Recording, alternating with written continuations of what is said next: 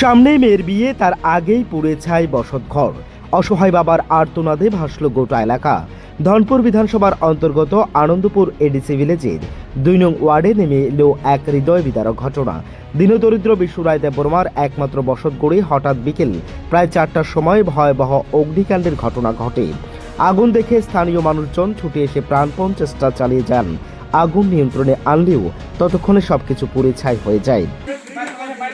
ঘটনার সময় বাড়িতে কেউ উপস্থিত ছিলেন না। কিভাবে আগুন লাগলো তা এখনো স্পষ্ট নয়।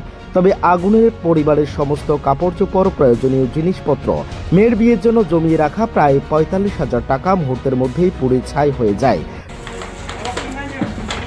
সবচেয়ে মর্মান্তিক বিষয় হলো আগামী ২৯শে মে ছিল বিশ্বরায় দেববর্মার মেয়ের বিয়ে।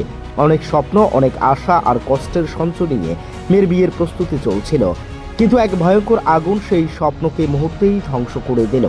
খবর পেয়ে সঙ্গে সঙ্গেই ঘটনাস্থলে ছুটে যান জিএমপি সোনামুড়া মহকুমা কমিটির সদস্য রঞ্জিত নোয়াতিয়া এবং পরিবারের পাশে দাঁড়ানোর আশ্বাস দেন। আজ এই পরিবারটি চরম অসহায় অবস্থার মধ্যেই দিন কাটাচ্ছেন।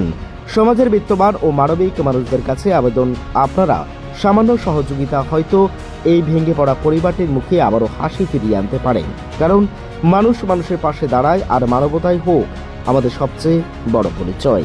Bureau report, Tripura TV.